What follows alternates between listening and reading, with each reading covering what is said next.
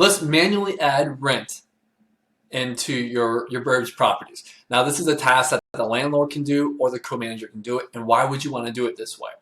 Sometimes your tenant can pay you 6 months in advance. When they first move in, they give you a cashier's check or they pay you in cash.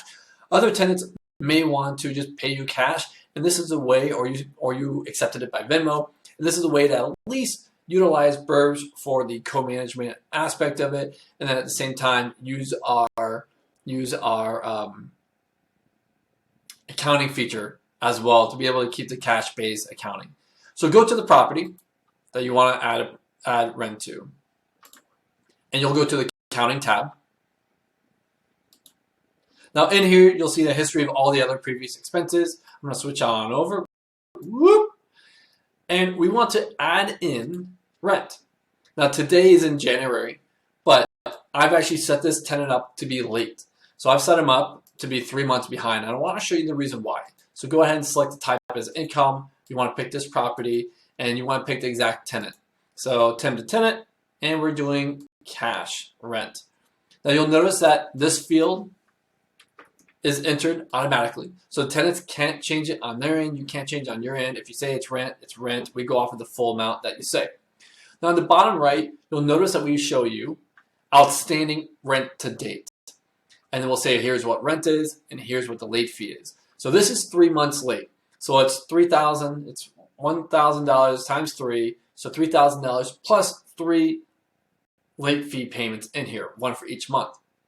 But here's what I want you to understand is as you change the date, this outstanding thing will change. And the reason why is you have to think of the perspective. Perhaps you fell behind, you get really busy, and you didn't upload your rent payments for 2 months.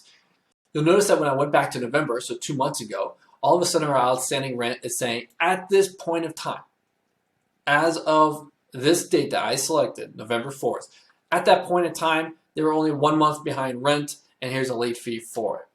And just like if I were to go to October 1st, that's when the rent lease started. You can see that the outstanding balance is 0, but rent is $1,000. So we always have to use this in the perspective of what date you selected up here. Because we don't want to charge the tenants. Anyways, this doesn't charge anything. We don't want your records to be wrong. So we want to make sure that you put the actual date that you received it in here so that way you can see how much money was outstanding, any late fees in there. So in here, we'll go ahead and we'll say the first month they actually paid late. Excuse me about that. So we'll say the first month they paid really late. In there, you can see that now there is an outstanding $25, so a late fee as well. So we add this in here, and we see now it states on October 14th that we manually added this tenant paid rent by cash or some other method, not through Burbz, paid to the owner, and it's $1,025. So let's do this again, but let's do it where they paid on time.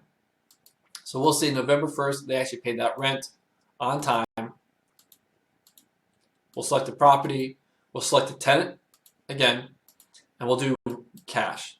So I want to show you again what happens. So this is as of November 1st, they've already paid October, but if we go to today, today is middle of January, you'll notice that our outstanding balance is based off of today's perspective. So we want to say, I actually did collect rent on November 1st, so instead of $3,000 outstanding, it's now only $1,000 outstanding. They did pay on that date, no late fees added. And you can see that these are sorted by the date in here, and we just added this line item. So this is how you can manually add any type of rent payments off of Burbz. Now, nothing with your co-managers. There won't be any co-manager fees, so you may still have to pay them out manually, and we have other videos to show you that as well. Welcome to the Burbz.